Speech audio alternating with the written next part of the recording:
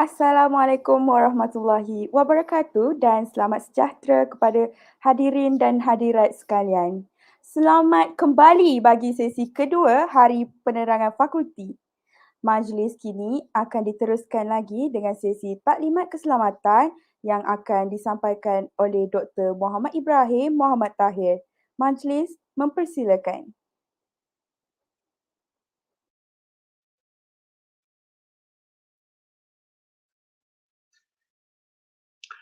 Okay, Assalamualaikum, and a very good afternoon to everyone. I will conduct this session in English. I hope everyone is okay, but don't worry.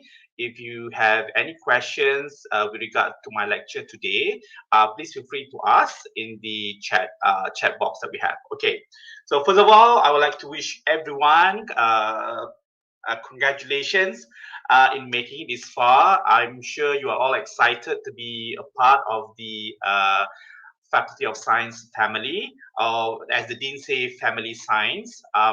So it's an honor for me to be here today to talk to you a little bit on the topic on safety in the science laboratory. As I know you guys are all in the Faculty of Science, you probably will be going into the lab.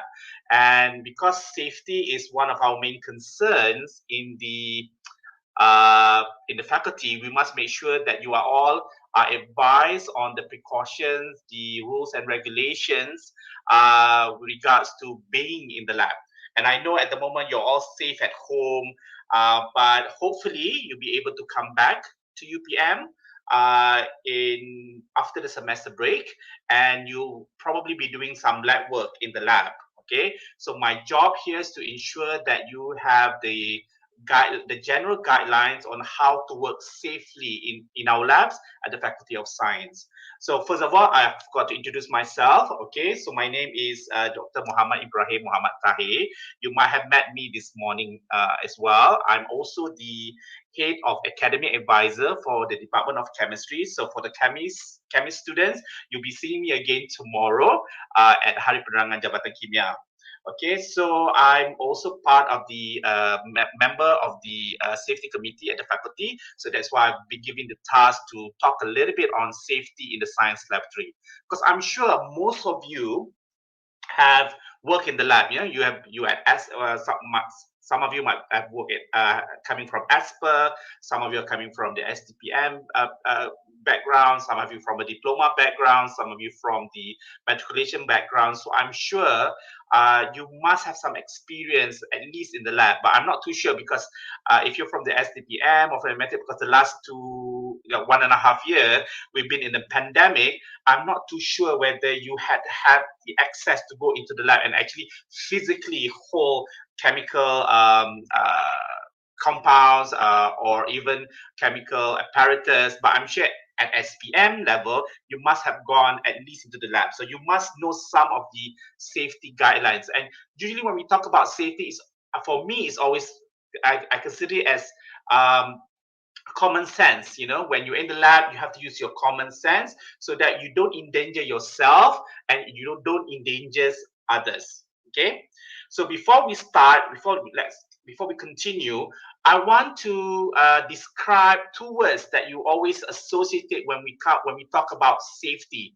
The first word is hazard, and the second word is risk. Okay, so in safety, when we talk about hazard, it means the potential to harm. And then when we talk about risk, is the probability that harm will result.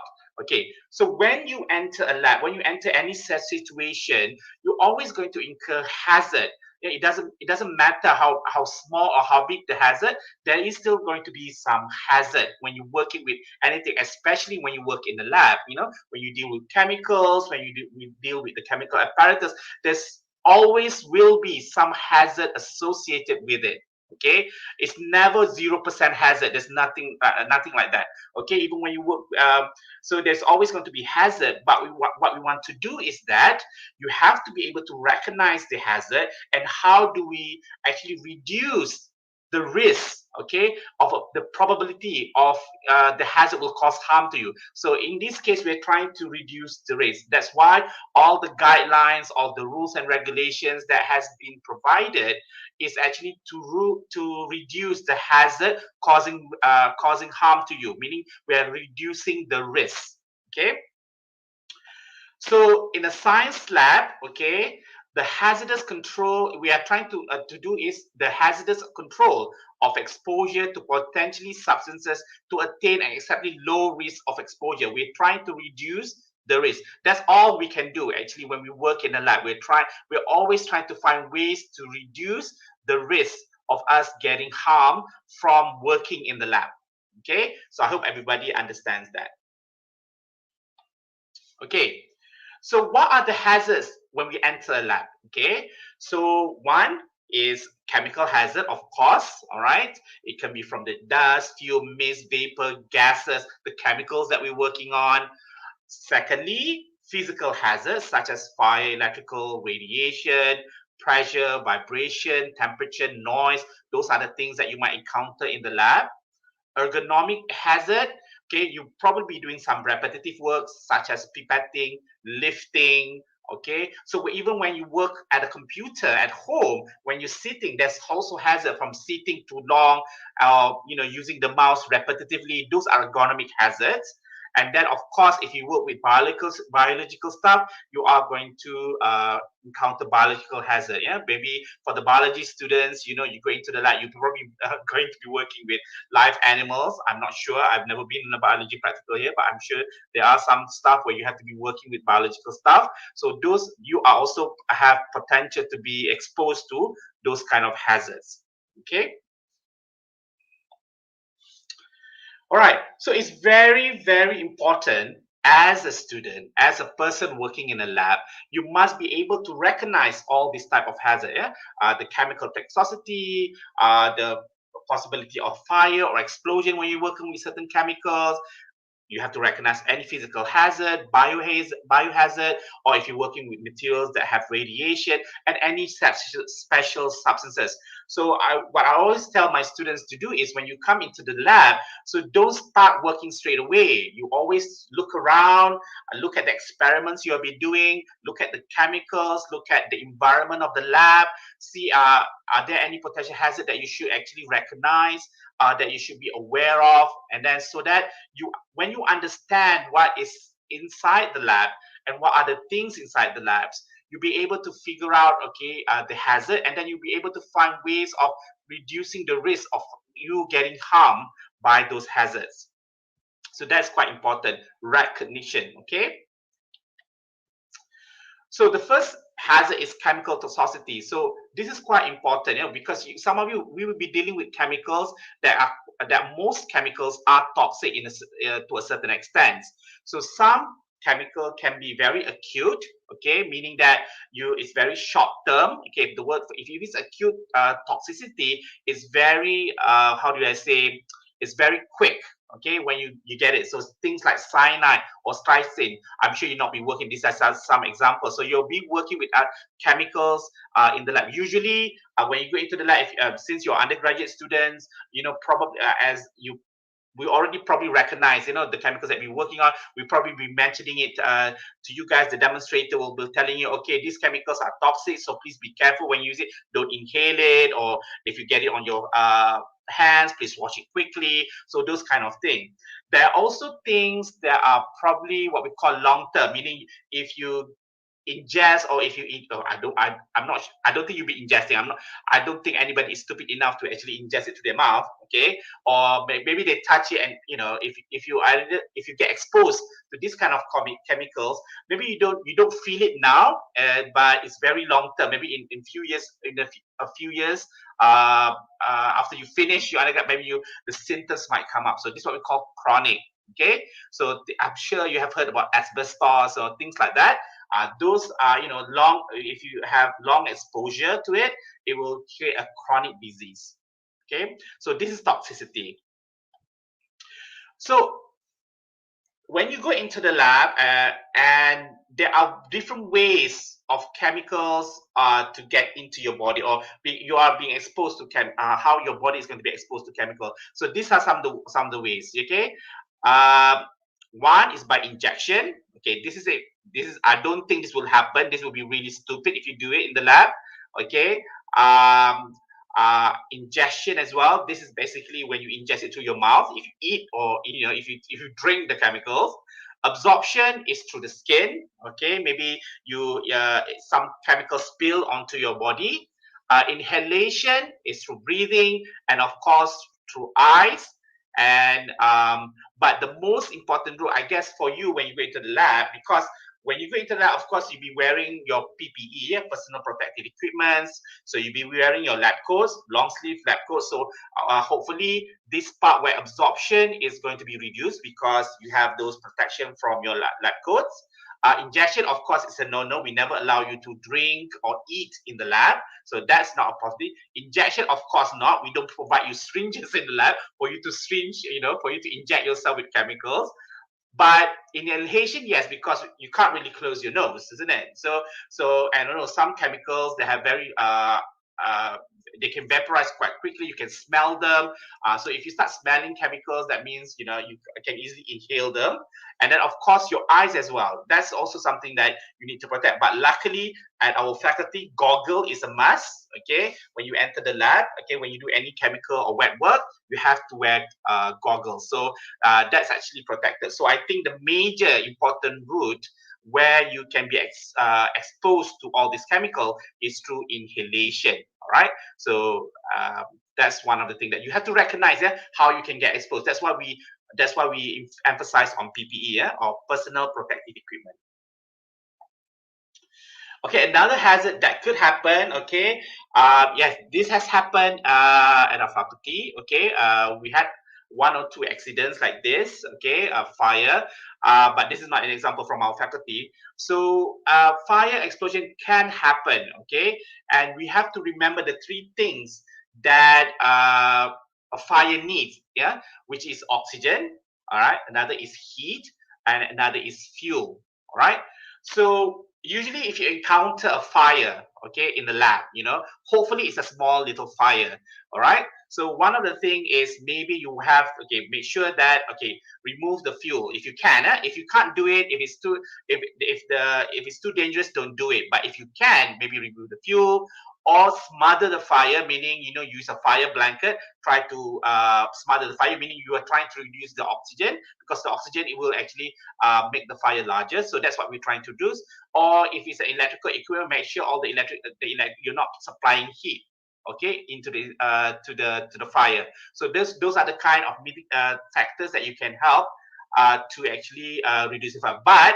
Or if you have a fire extinguisher that's at hand, so maybe you can do it. But remember, only if you're confident, if the fire is small and you can actually control it. But if not, just run away from the fire as quickly as possible and just call the fire brigade. Okay. Okay, one of the things that people usually how do I say, maybe ignore it when you're working. You never thought about physical and ergonomic hazard. This is one of those hazards people just like put it on the side. They don't recognize it.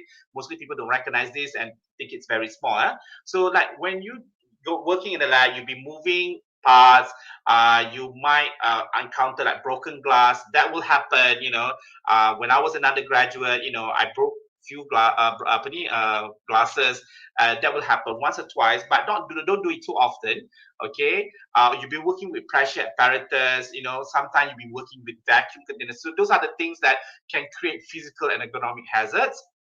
So just be aware of this particular hazard. Okay.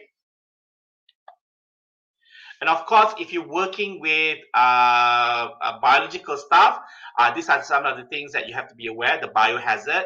I don't think, luckily in our faculty, if you're a chemistry student, I know we don't work so much with biological stuff. Most of us are only chemical. Probably math students, I'm sure they don't. The physics students, unless you're doing something physics bio related kind of experiment. Okay, so this is definitely when I put this anyway, because you never know, maybe your final year project you'll be working with, your supervisor might be working with collaborating with people from the medical department, and they will probably be working, or we have this interrelations between faculty. Maybe your final year project is working with people from the veterinary faculty, so you'll be probably handling some animal stuff, bio stuff. So you have to be aware of the biohazard that can occur if you're working in those kind of projects. And then, of course, radiation hazard. I know some physics students in the physics department, they do work with radiations.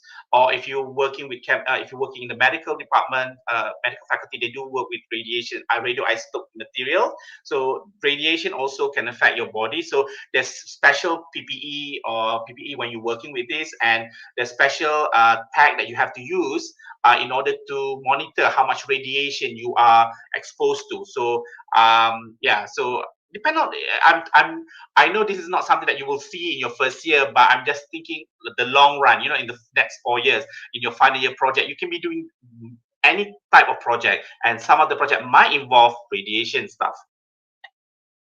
Okay, but there are also non-ionizing radiation where you'll be working in, because I'm sure you'll be exposed to the ultraviolet. Okay, because I know in chemistry you're going to be doing some UV spectroscopy, NMR. Okay, when you do proton NMR, carbon 30 NMR, you might do some experiments involving using microwave, and also sometimes lasers as well.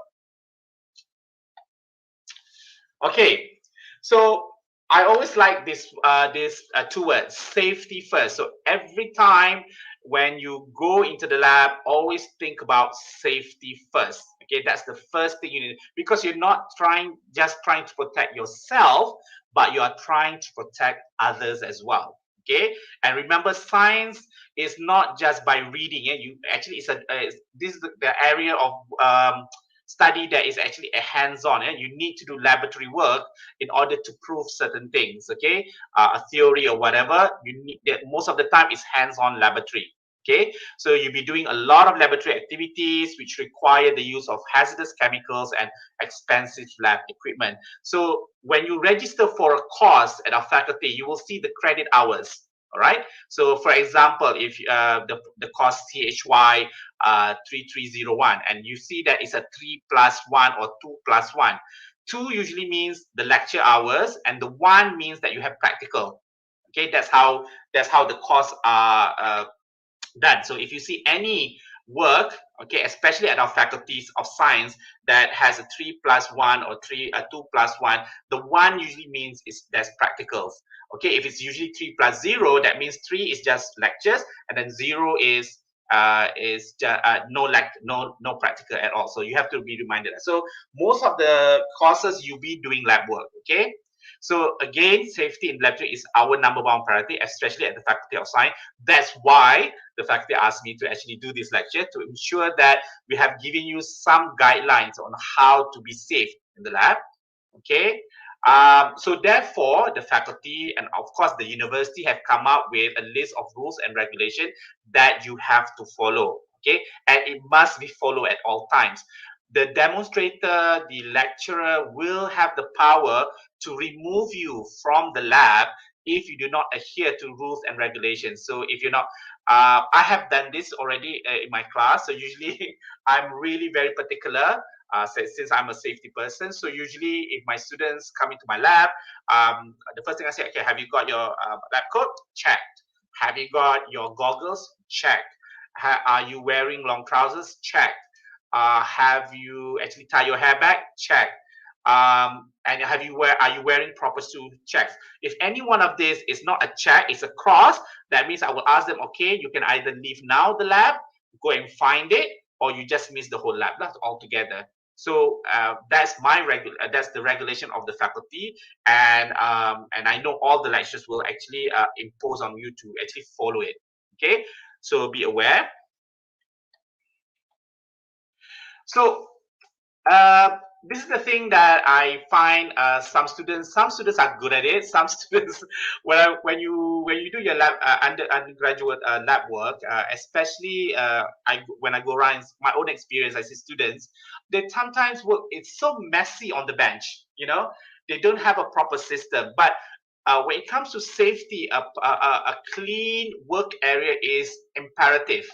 Okay, so when you go into the lab, you must just bring the materials that are essential to completing the lab work. You don't bring everything, maybe when you think about it, if nowadays students have their own, work with iPads, to bring their iPads to the notes, or bring your manuals and just bring like 1 or 2 pens. You don't have to bring the whole bag, or everything with you. You know, you think about, you're trying to make sure that you have enough room for other stuff.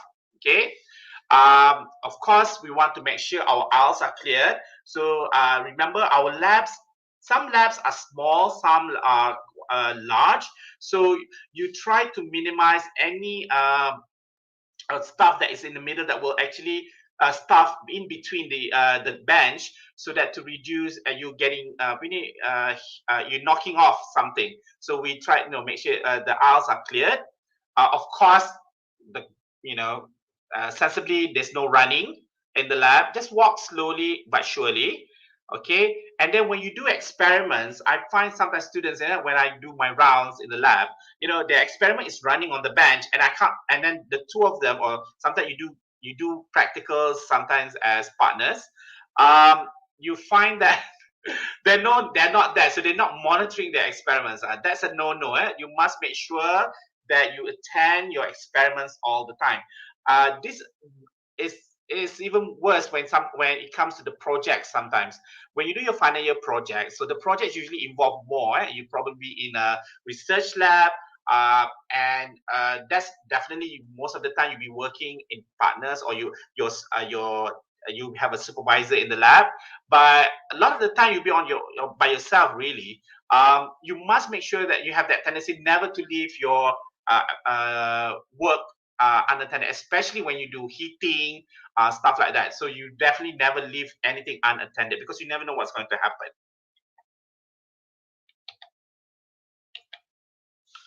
Okay, so some general safety guidelines. Okay, be responsible. Okay, the lab is not a place for you to do practical jokes or pranks. I know some of you are current, maybe on TikTok, or you're on Instagram, and you love to do a little snippet of videos. Maybe you have your mobile phone, you bring it into the lab, these days, and you want to do you want to upload your time. Yeah, take pictures of you in the lab, but don't play pranks. Prank is not, this is not the place in the lab. Okay. Remember, follow all instruction carefully. Usually the demonstrator will say something at the beginning of the lab. Okay, things that you must take into caution. They will caution you on certain things, so just be aware of that. The lab equipments are not for play. Okay, and then of course, this I'm sure you know by now, when you go into the lab, no food or drink, or chewing gum, especially, as well, sometimes in the lab.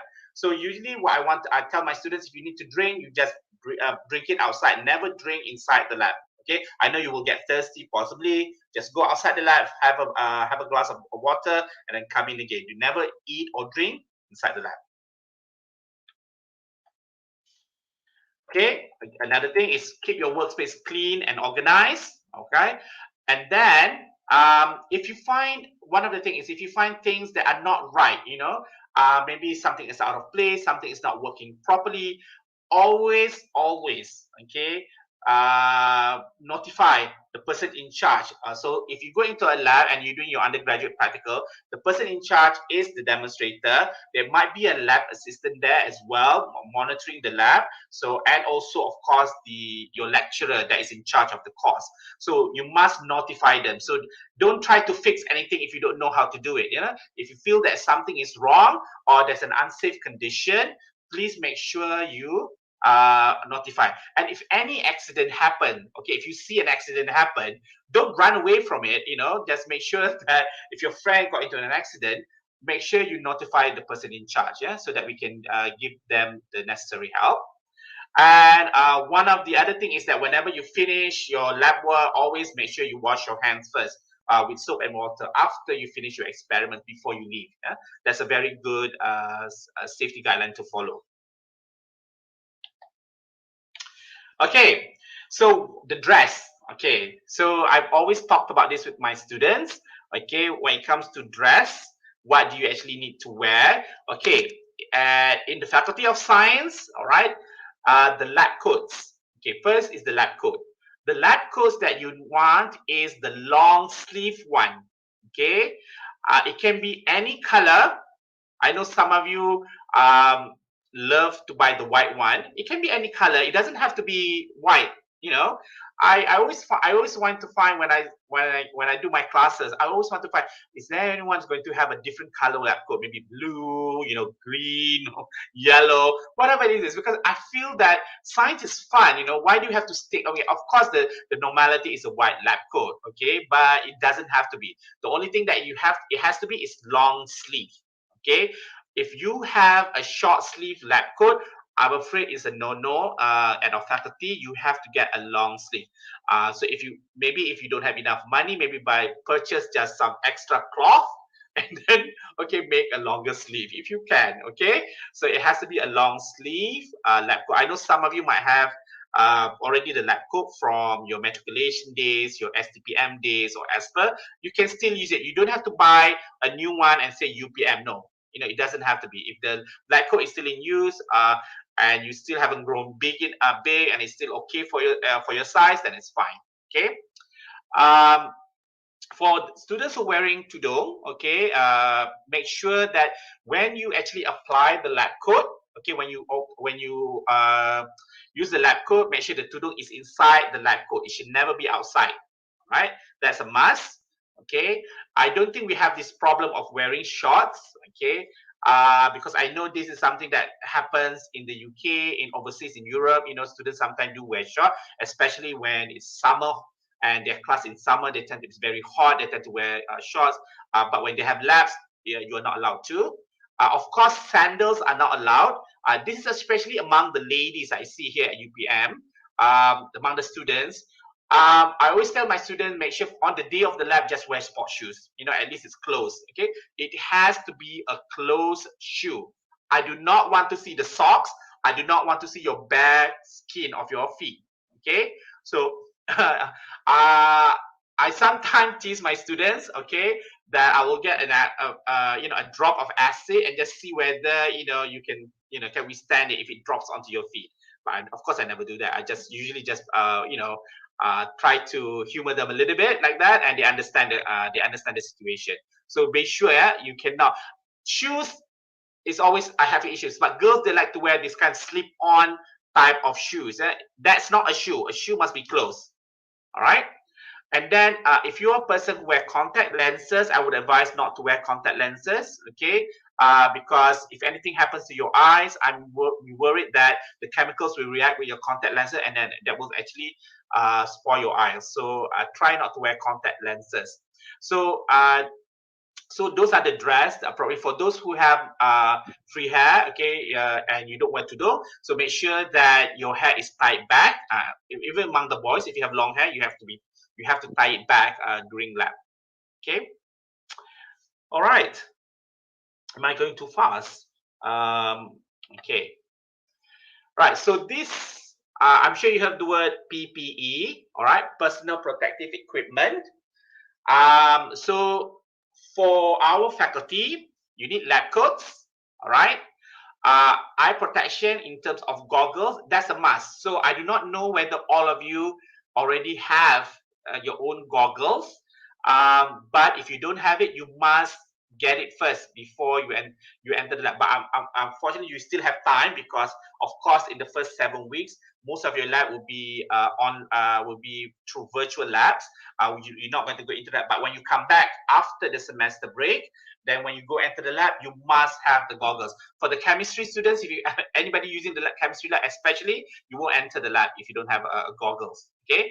For people who are wearing glasses, of course, you also need to wear goggles, unless there are special type of goggles that already have power. Okay, if you think that you are going to be in science for the long duration, even after your undergraduate, you're going to do your master's, and then after master, you're going to do your PhD, and maybe you want to enter a research lab, maybe you can think of investing in so I know some people do not like to have goggles on top of their glasses.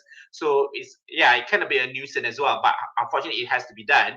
So what they do is they go to specialty shops that do safety goggles that already is a safety goggles, but they have power in their lenses, so they don't have to wear another safety goggles on top, because with safety goggles, they have the protection at the top and on the sides. That's the most important thing, because you don't want things to spill, from the sides and from the top. Okay, so that's why. And then gloves. Gloves is not really mandatory, but if you're dealing with chemicals, especially, you have to be very careful. Some people, their skins are very sensitive to any chemicals, so I advise them to actually get gloves. All right. So it depends on the lab. Certain labs, our faculty do provide gloves. But rarely, because we have a number of students. Usually, the practice has been, it's like usually a group of students. When they come into the lab, they come together. They say, let's buy a box of gloves and we share it. Okay, because remember, you go into the lab, you have to invest a little bit. So basically, remember, you have like 14 weeks. You're going to have 7 weeks this semester of probably practical in the lab. So you really probably need 7 pair of gloves for the whole duration, minimum, 7 pair of gloves for the whole 7 weeks. So you can think of that, investing in a proper gloves, so that so it depends. But I would advise to wear gloves, and especially now during this COVID time. I think you probably need gloves from the beginning you enter the lab, so you're not touching anything. Okay, so maybe you want to think about that. Okay, respirators probably not. You're not. It depends. If you have any breathing problems, if you're asthmatic or something, and any smell or thing will trigger your asthma, then maybe you want to think about respirators as well. Okay, and appropriate food protection. Okay, right. So these are the things that should be in the lab. All right. This is not provided. You don't have to provide this. This should be provided by the faculty. Basically, we have to ensure that certain safety equipments are there in the lab. Right. So when you enter any labs, make sure you hone in on where are the safety equipment, so that if any emergency happen, you will be like, oh my God, where's the fire? Oh my God, where's the shower? So look around first, get the feel of the room. All right. So you should know where the safety shower is. All right. So at our faculty, not all labs have safety shower. What we do is, because of space requirement, we have limited space. What we do is, like, maybe 3 labs. Usually, the safety shower is outside the corridor. Especially if you're at block A1 at the Faculty of Science. You'll find that a lot of the safety shower is outside the lab. So meaning that not each lab have a safety shower. It's outside. Okay, we do have safety shower, but we just couldn't provide for each lab to have a safety shower due to the limited space. Okay, eye wash, something like this is an eye wash. Fire blankets. I don't think our faculty invest in fire blankets, because they invest in fire extinguisher. Okay, there should be a fire extinguisher. You must know where the fire exits are. Okay, you have to know. Most labs will have 2 doors.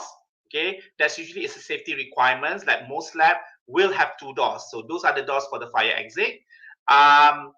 And also maybe telephone to call, but usually these days a lot of our labs do not have their own telephone, because that students have their own mobile anyway. So this is for emergency. And then a first aid kit as well. There should be a first aid kit in the lab. So these are the things that you should recognize when you enter the lab.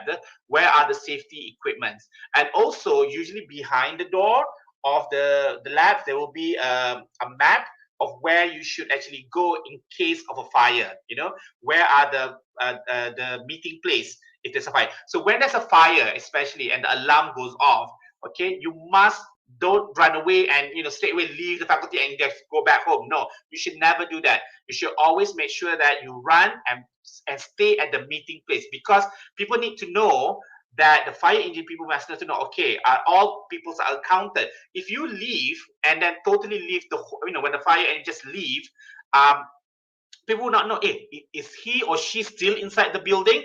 Because we need to do a a roll count, see how many people are there. So don't ever leave, the fire, the building on fire. You leave the building on fire, but you go to the meeting place and sit there until everybody can account for you and say, okay, there's nobody else. Okay, so be aware of that.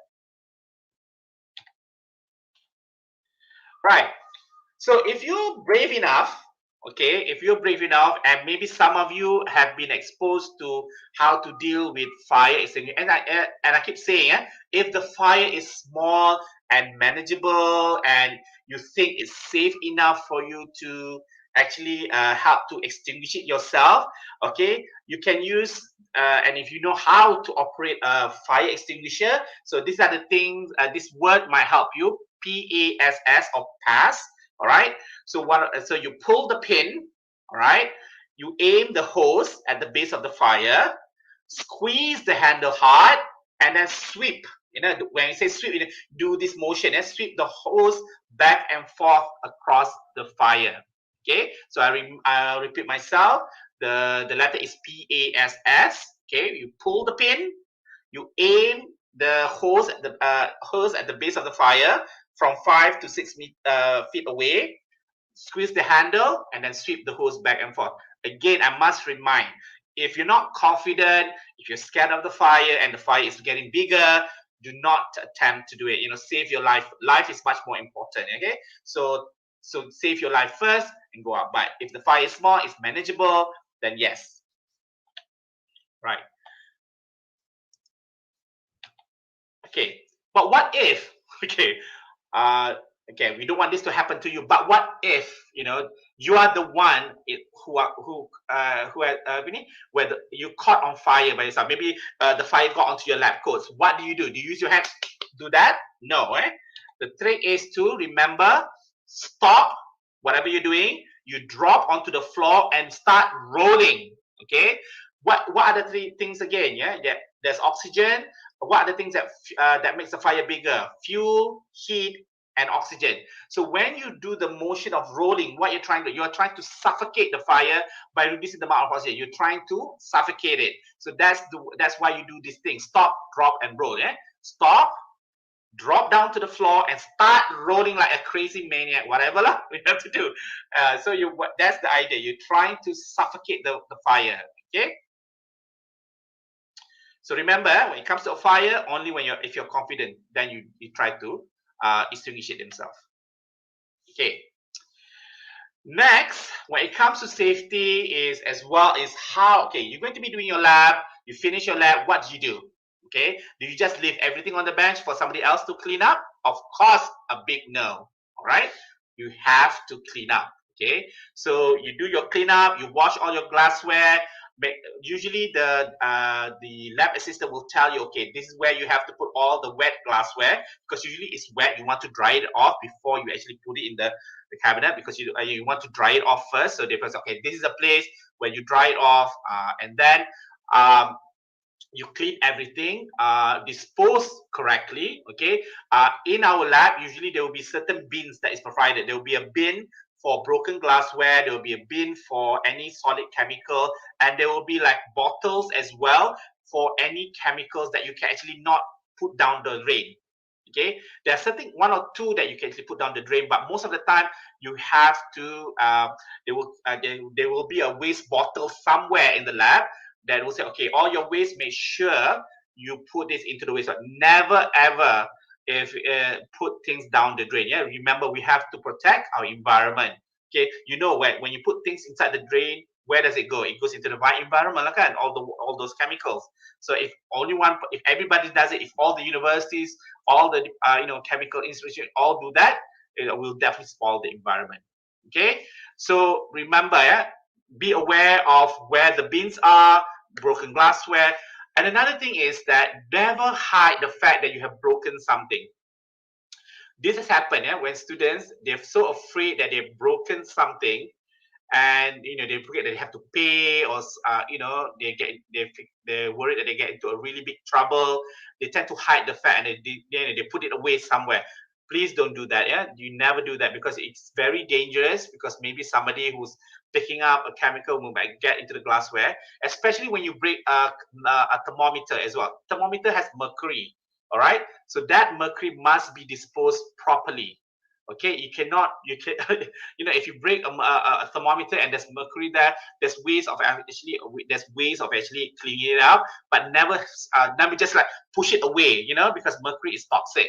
Okay, if somebody gets it, so don't just own to the fault that you've broken the glass. Nobody's going to be mad with you. We know these things happen, so just be own up to it, and then we dispose it correctly. So again, there will be usually some type of safety symbols around the lab that will indicate, so if you see this probably symbol, it means you have to wear goggles when working with chemicals, flames or heating devices. Okay, so if your eyes do get chemicals in that, you must flush it in water for a minimum of 50 minutes. This is where the eye wash counter is very important. Yeah. Okay. If you see this, of course, if you're working with sharp objects, if you see this particular sign, be careful. All right, never hold the sharp objects, towards somebody. Okay, that's a really big no-no. Again, sometime in the lab you'll be working with electrical equipment, especially heating equipment, because we don't usually, especially in the chemical lab, we rarely now use open flames. We tried a lot of the stuff is actually heating equipment, electrical, so there will be probably wires and cords and everything. So the first thing you need to do is make sure that the plug is being used is okay. We do have plugs, sockets in our labs that maybe not in use, so be aware of that. Usually it will be marked, and then make sure that you try to arrange it itself that the cords doesn't get tangled. Okay, and make sure once you're done, you unplug everything. Okay.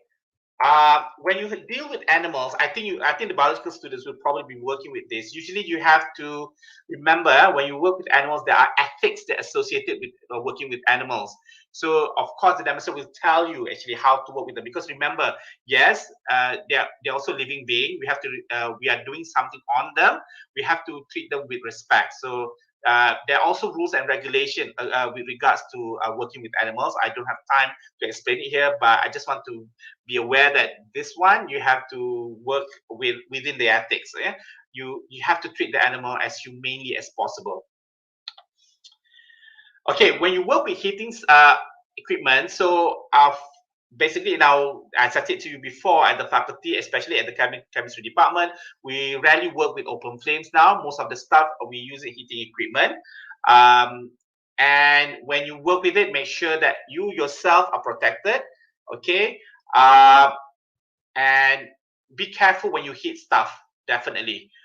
So sometimes when you heat, especially glassware, make sure you use the correct glassware. Certain glassware can be heated up to a certain temperature, but certain glassware no. So usually a lot of the glassware are borosilicates or pyrex.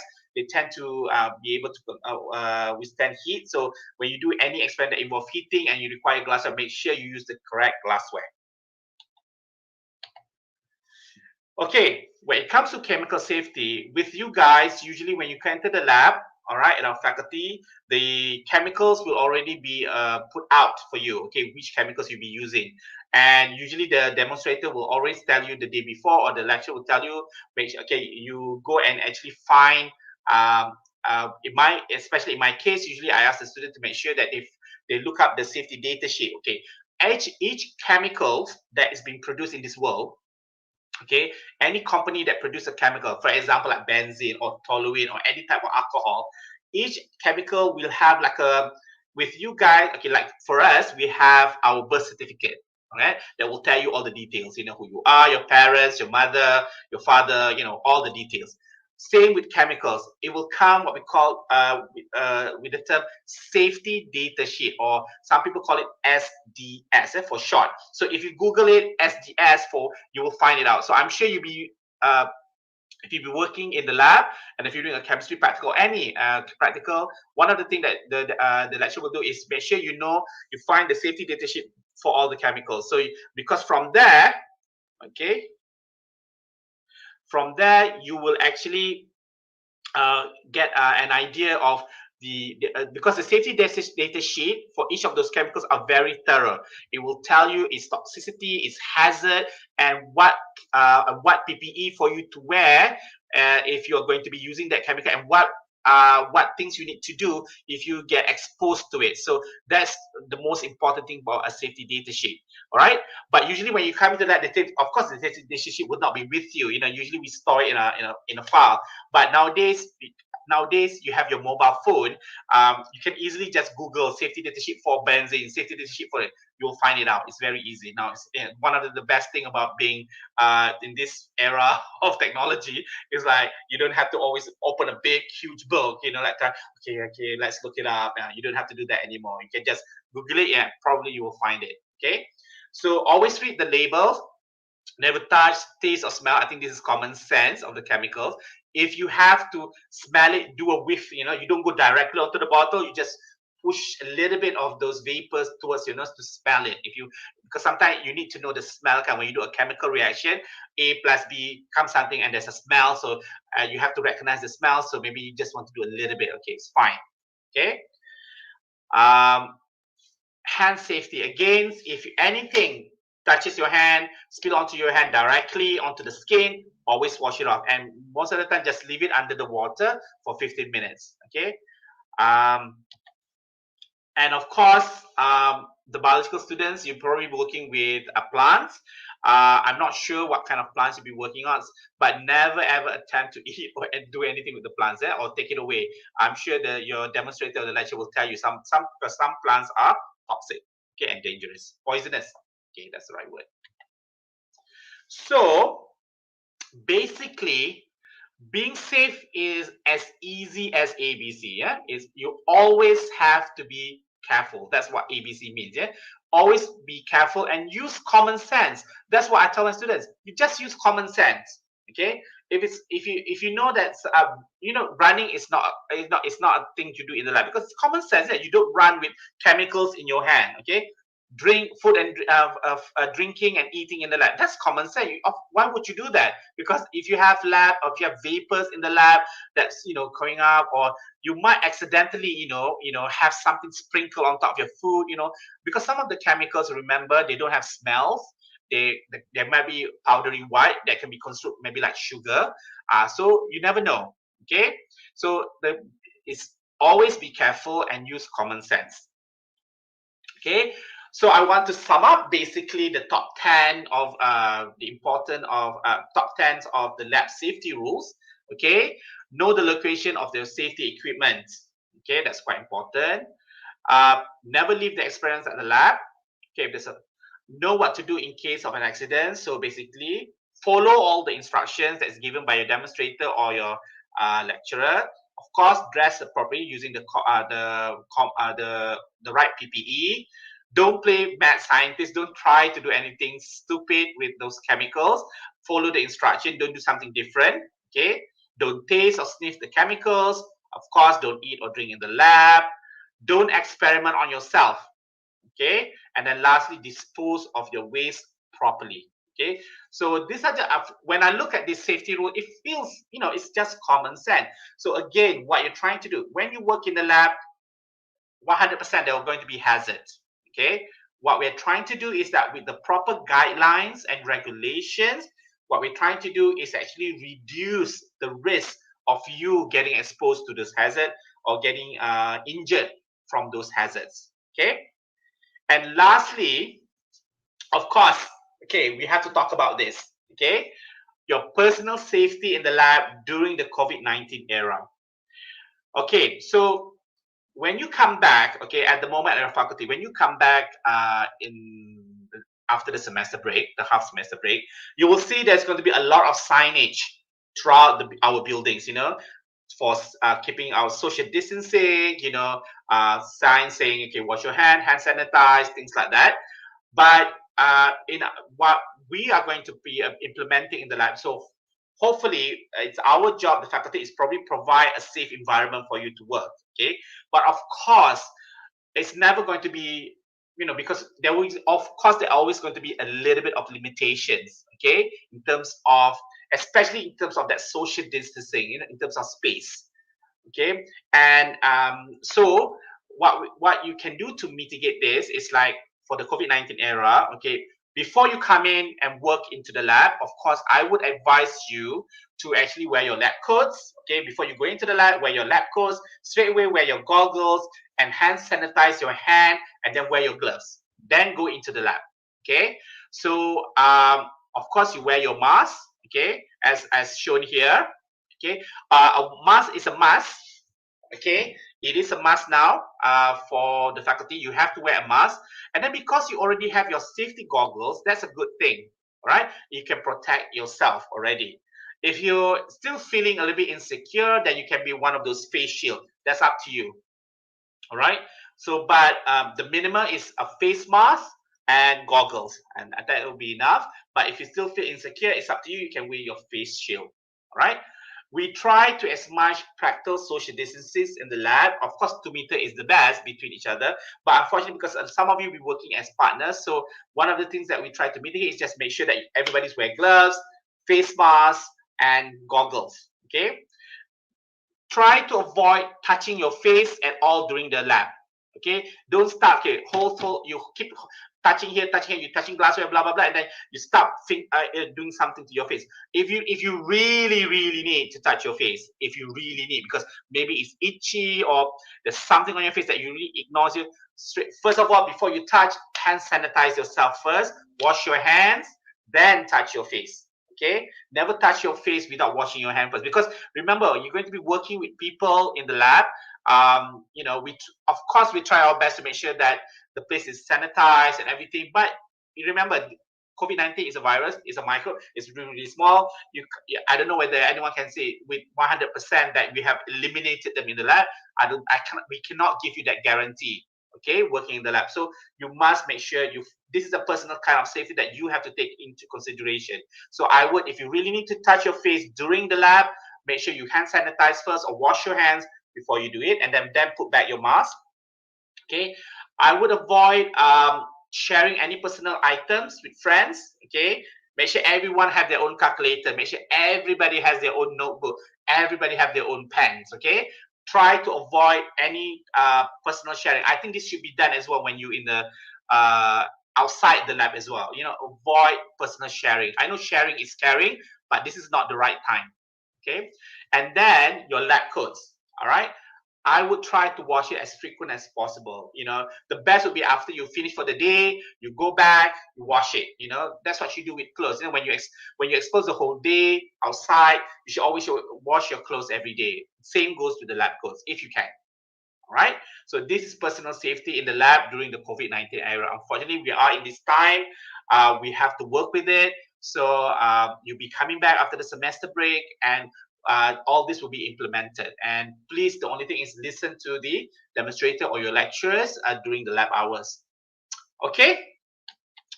And lastly, before I go, all right, I want to, since I'm the head academic advisors of chemistry, I do not know whether you or the students of chemists, all the students in the chemistry have already got this information, but I just want to make sure that you guys know about tomorrow's event. All right, for the chemistry students, make sure this is the link for tomorrow. Okay, you can have a snapshot of this. All right, so the Zoom room will be open at 8:45 in the morning. All right, so please make sure everybody is there, because there's a lot of important matters that will be discussed, and that's where you also meet your academic advisor as well. Right, it will be the whole day, 9 to 5 o'clock tomorrow. Okay, so with that, I thank you.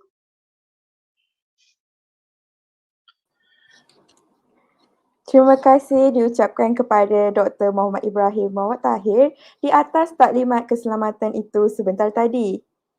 Hadirin sekalian, majlis kini diteruskan lagi dengan slot yang seterusnya, iaitu slot Lepak with FaSSA yang akan disampaikan oleh ahli-ahli Persatuan Mahasiswa Fakulti Sains, FaSSA. Oleh itu, saya serahkan majlis kepada moderator anda hari ini. Majlis dengan ini mempersilakan.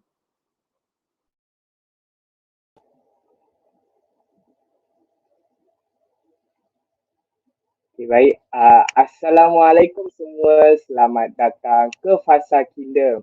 Tahniah kepada semua para pelajar yang masih bertahan sehingga ke sesi petang ini.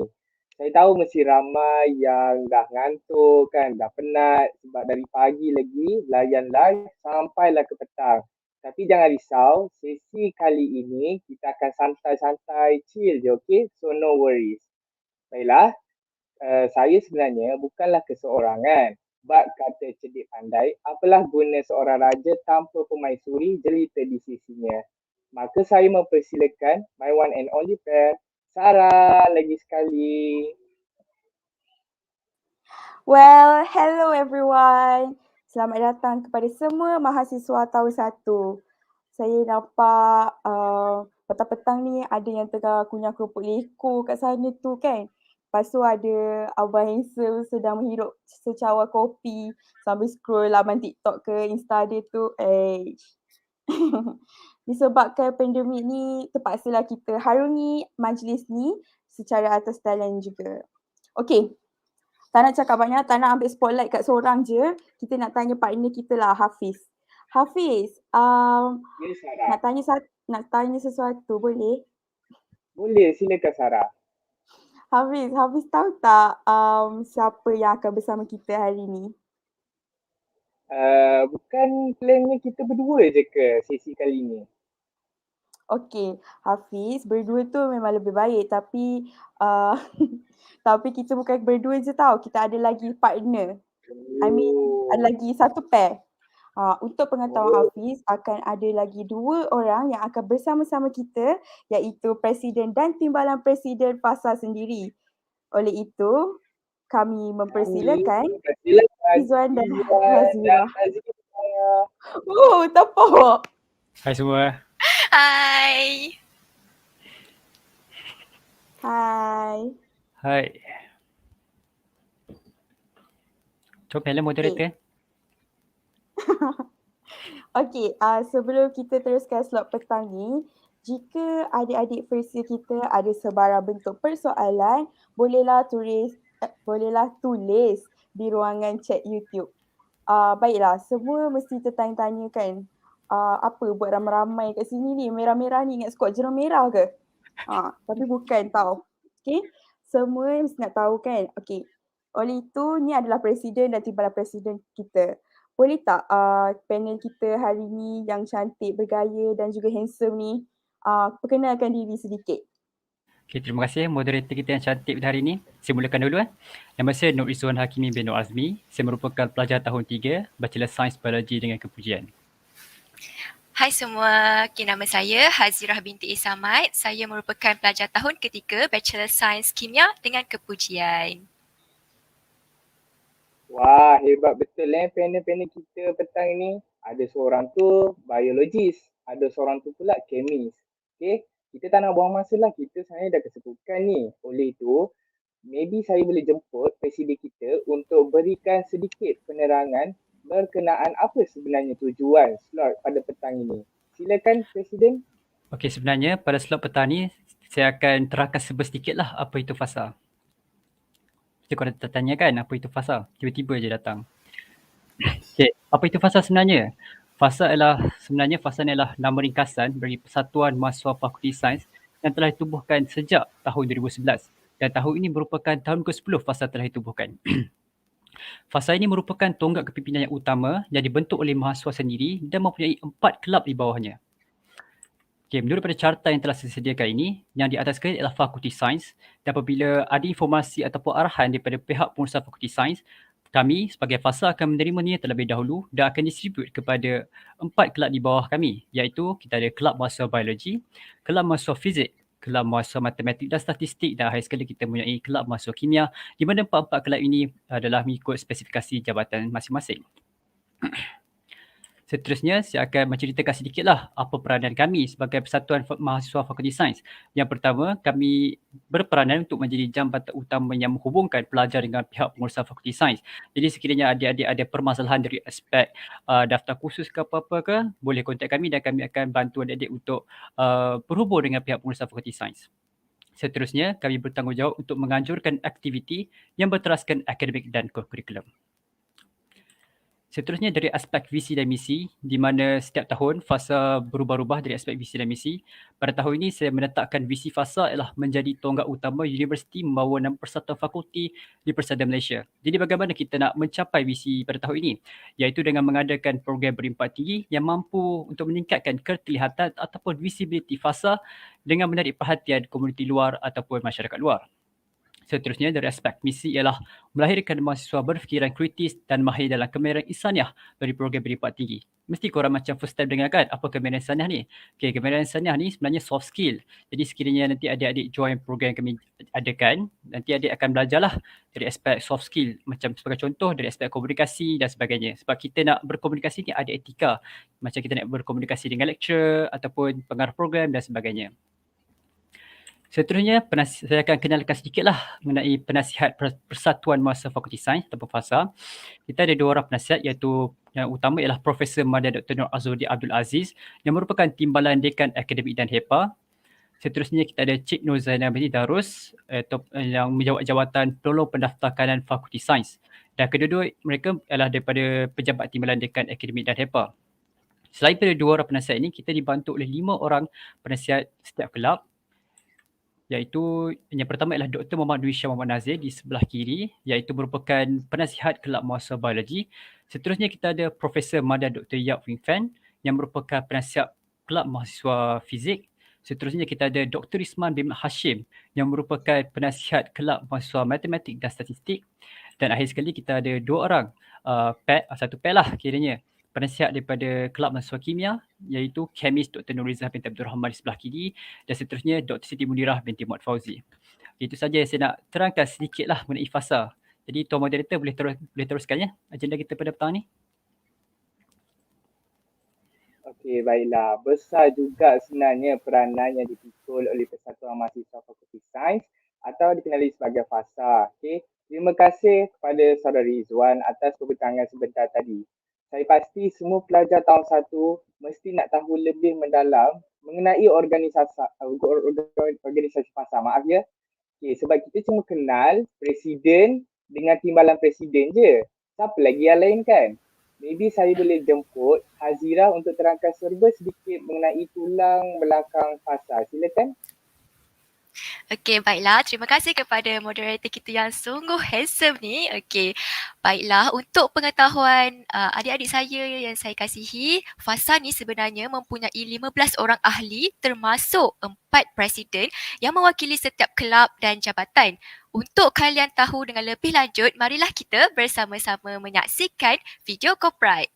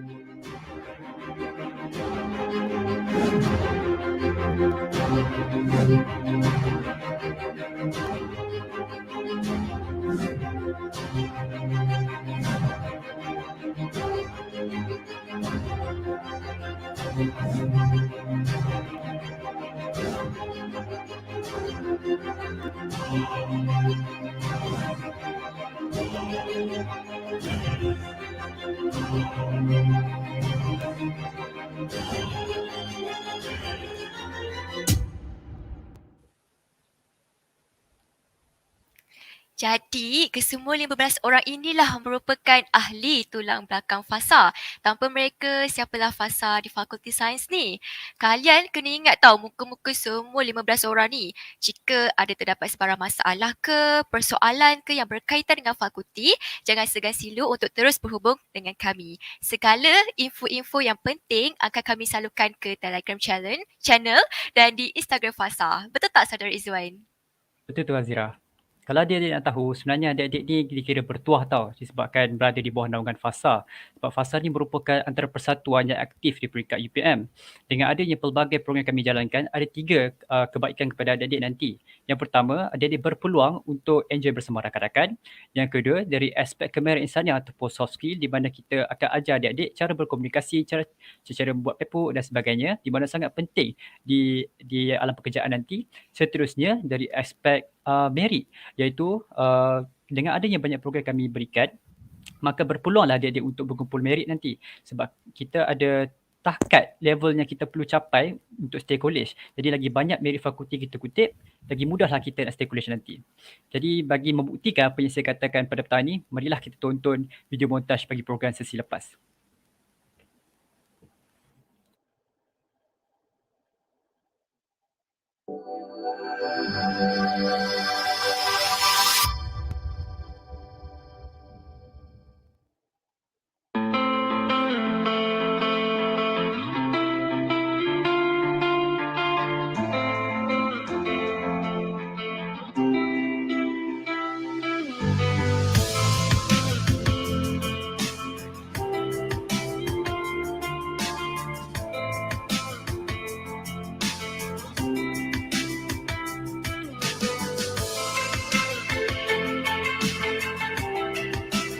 The first place is win by the quadrifoglio. Congratulations.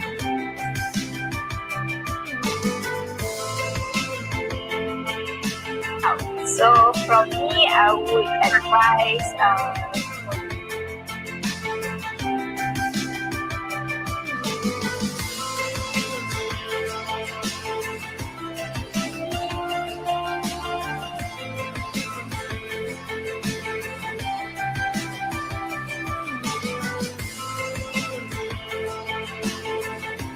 Tuhan juga boleh menari. Cuba kita fikirkan.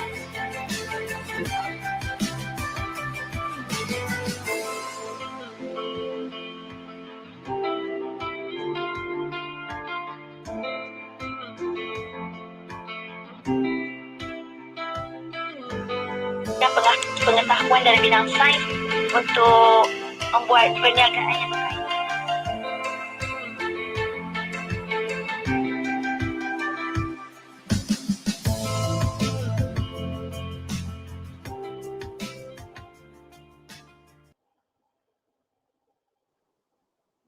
Wah, seronok betul kan video tadi. Baik komen cepat seronok. Okey, sebenarnya beruntung tau adik-adik semua dapat masuk Fakulti Sains ni. Sebab kalau join program FaSSA ni bukan saja dapat timba ilmu, tapi dapat tingkatkan macam Izzuan cakap tadi, tingkatkan soft skill, kemahiran insaniah. Kemahiran insaniah ni satu benda yang penting sekali, terutamanya bila di alam pekerjaan. Okey, baru nampak orang cakap seronok. Tahu pun seronok. Tapi kan Sarah, itu sesi lepas. Macam mana pula dengan sesi kali ni? Kita akan ada program baru ke ataupun program sama?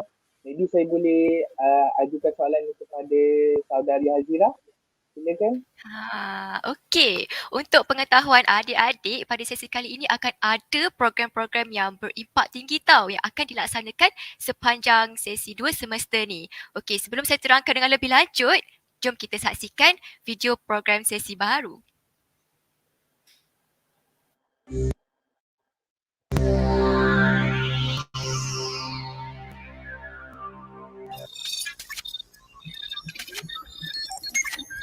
Modern acceptance.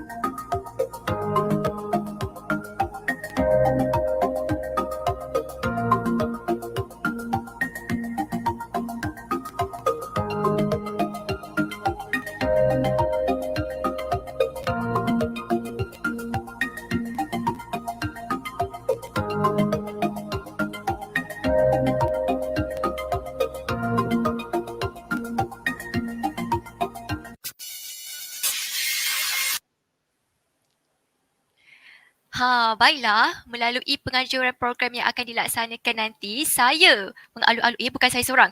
Semua ahli FaSSA mengalu-alukan semua pelajar tahun 1 untuk join jadi peserta ke, jadi sebagai ahli jawatan kuasa ke, bagi program-program yang akan dilaksanakan nanti. Betul-betul banyak program yang akan dianjurkan, jadi dah boleh set. Korang nak pilih program mana satu, nak join science show ke, nak join pertandingan, korang boleh je pilih awal-awal. Okay? Saya sendiri pun pasti program yang akan dianjurkan oleh kami, FaSSA, kali ini dapat mencapai objektif untuk meningkatkan keterlihatan kami bukan sahaja di peringkat universiti, malah di peringkat antarabangsa.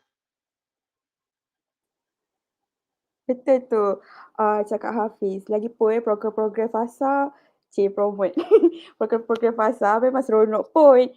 Sebab saya pun pernah join tapi satu semester je lah.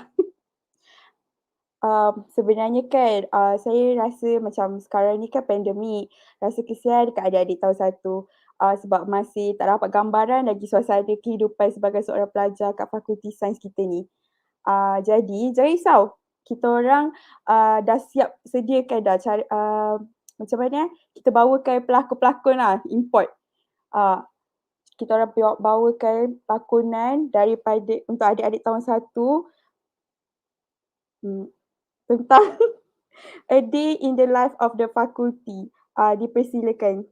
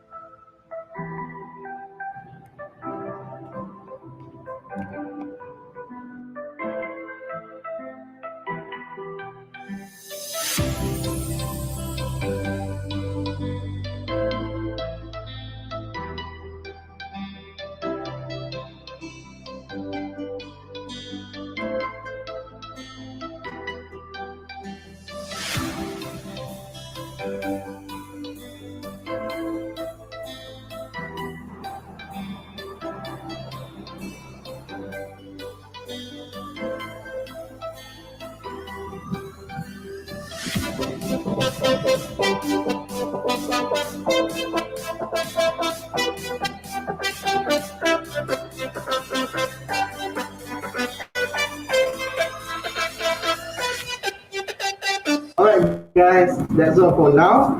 But hey freshies, good luck in your studies. We as senior can wait to see you soon. See you at faculty. Bye. Bye. Good luck. Annyeong.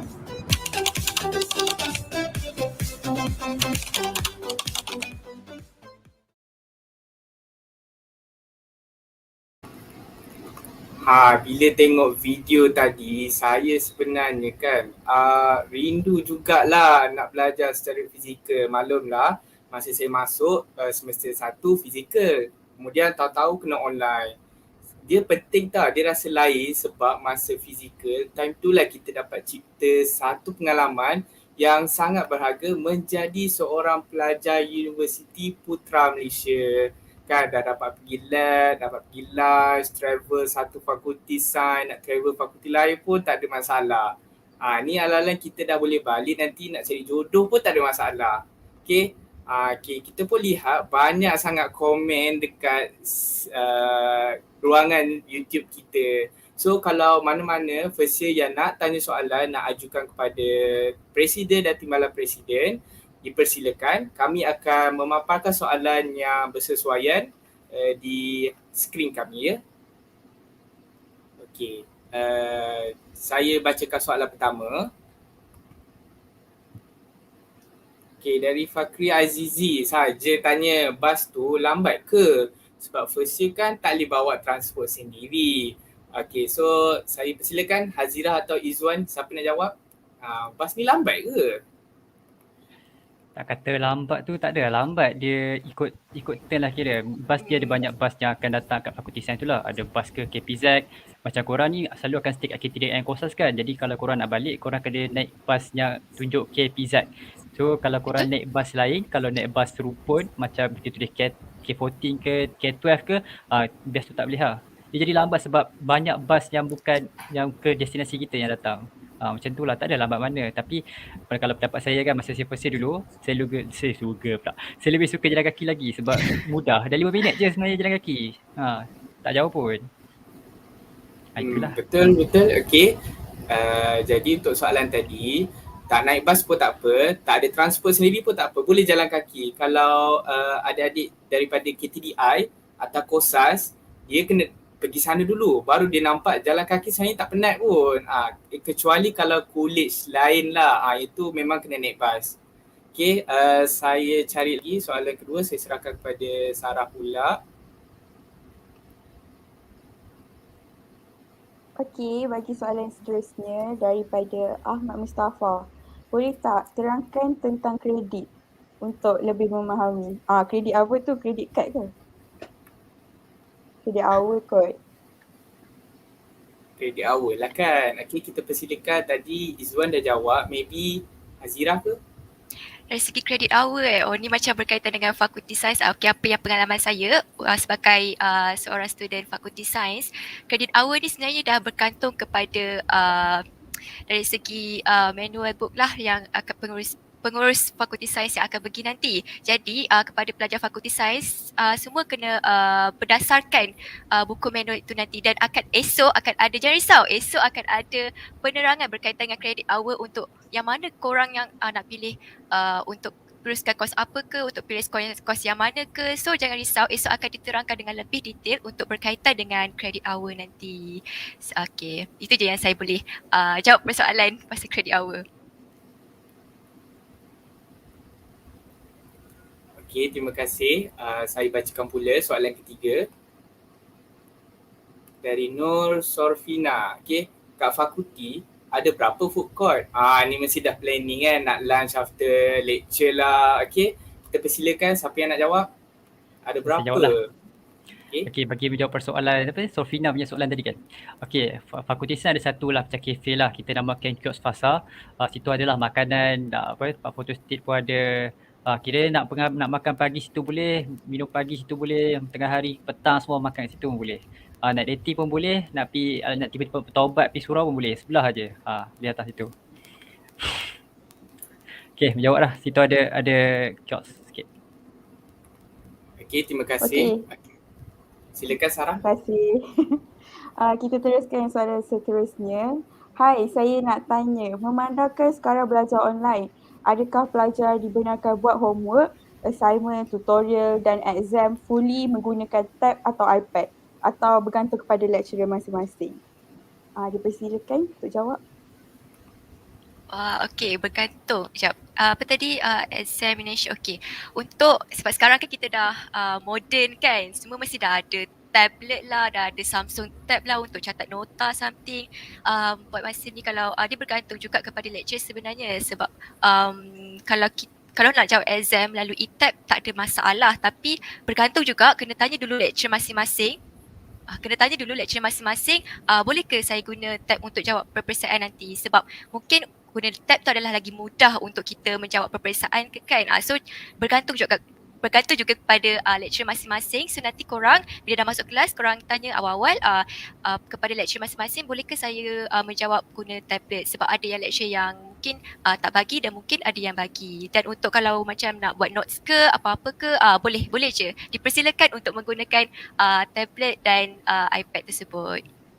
Ya, betul tu. Terima kasih Hazira. Sayangilah bumi anda. Jimat kertas. Okey. Teruskan Hafiz. Baiklah, terima kasih Sarah. Alright. So dari Siti Syazwani, setiap kali join aktiviti fakulti, kena kemaskini SMP ke? Okey, boleh jawab? Tak perlu pun nak kemaskini SMP tu. Nanti lepas korang join aktiviti FaSSA, nanti kami akan collect lah dalam Excel atau spreadsheet, dan nanti saya akan key in lah merit dalam e-college. Dia ada macam platform yang lain untuk kita masukkan list aktiviti. So tak ada kaitan dengan SMP pun. So dia kami akan buat lah semuanya. Cuma korang join aktiviti kami je. Best kan? Okey, saya silakan Sarah pula. Boleh. Okey, untuk soalan seterusnya daripada Aina Husna. Macam mana dengan jadual, pack ke tak? Okey, dipersilakan.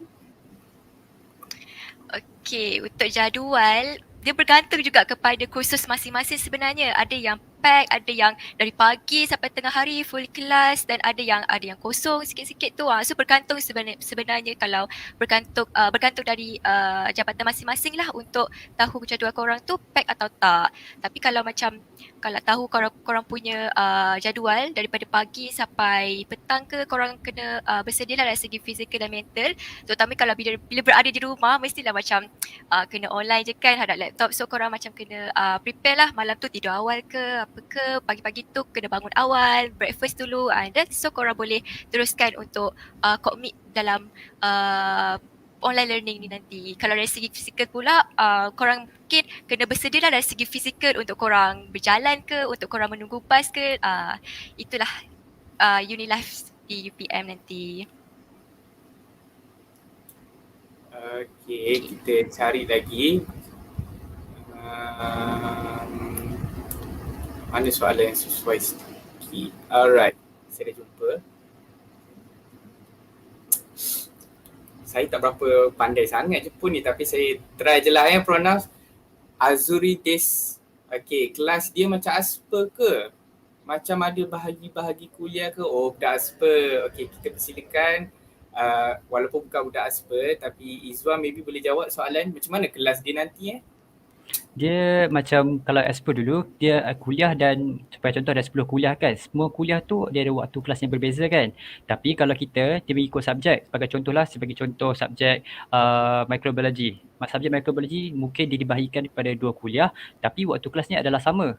Mungkin lecturer yang berbeza saja. Nanti akan swap macam first week 7 week yang first tu akan dengan sebagai contoh mungkin dengan Dr. Azira.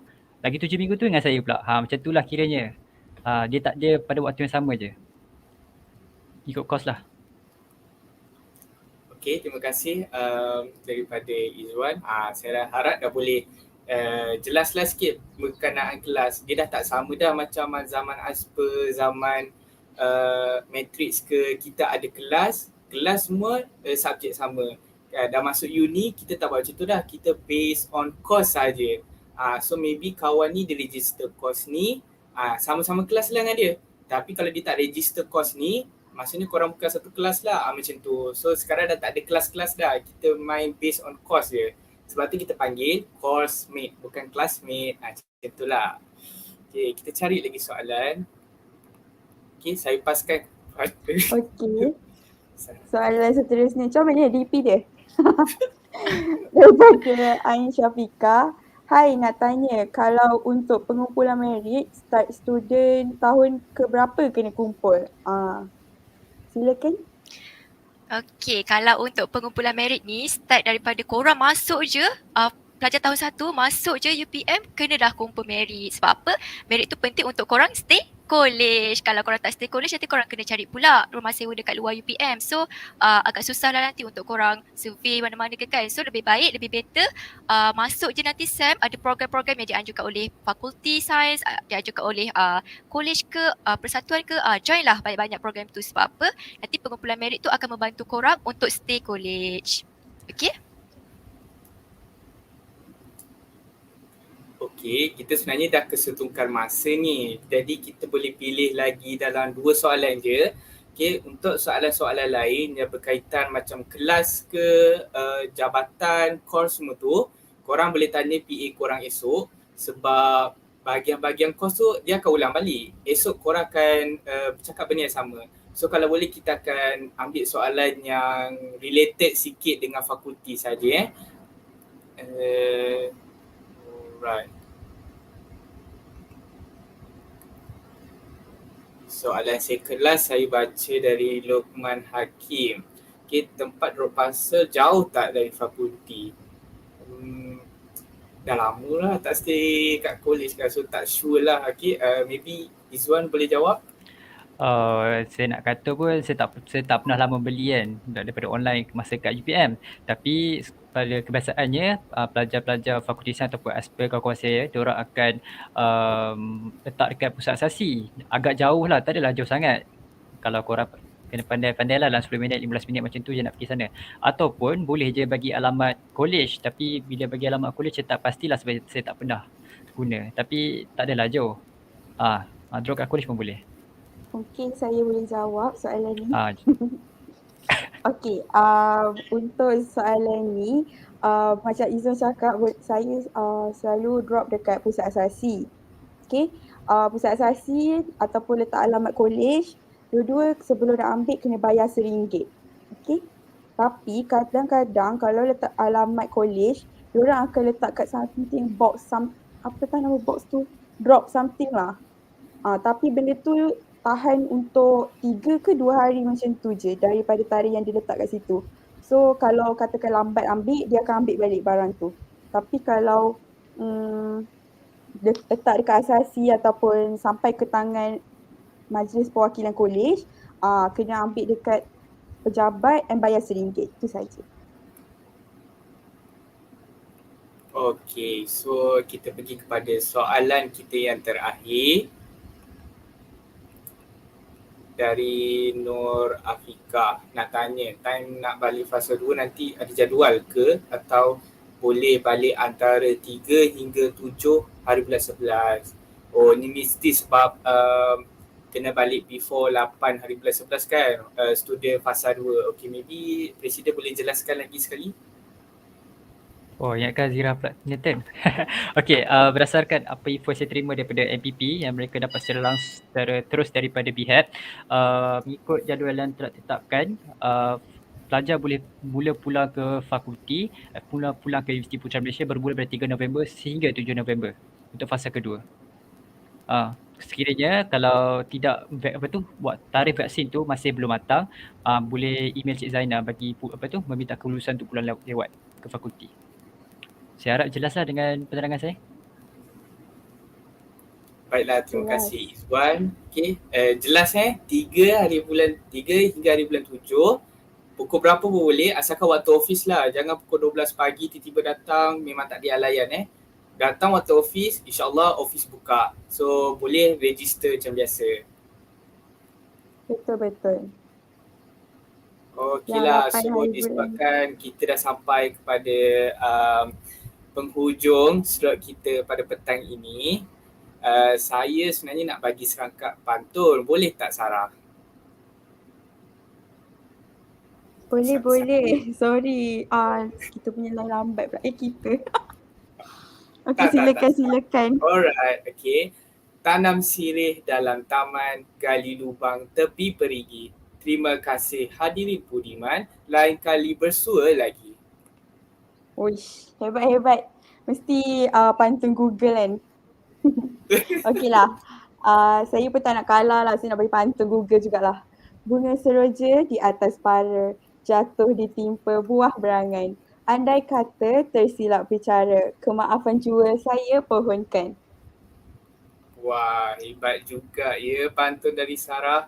Baiklah, kita sudah berada di penghujung slot pada petang ini. Jadi segala kekurangan yang berlaku sepanjang majlis berlangsung, kami mohon maaf terlebih dahulu. Sekian, terima kasih. Dan terima kasih. Stay safe Stay semua. safe semua. Jaga diri. Bye. Okey, baiklah hadirin sekalian, dengan itu berakhirlah sesi penerangan fakulti slot lepak FaSSA pada hari ini. Esok semua pelajar akan bersama-sama jabatan masing-masing bagi taklimat seterusnya. Sebelum meninggalkan majlis, diminta semua pelajar untuk mengisi Google Form kehadiran yang akan dipin di ruangan komen atau boleh scan QR code yang akan terpapar selepas ini. Akhir kata, wabillahi taufiq wal hidayah. Assalamualaikum warahmatullahi wabarakatuh. Terima kasih semua.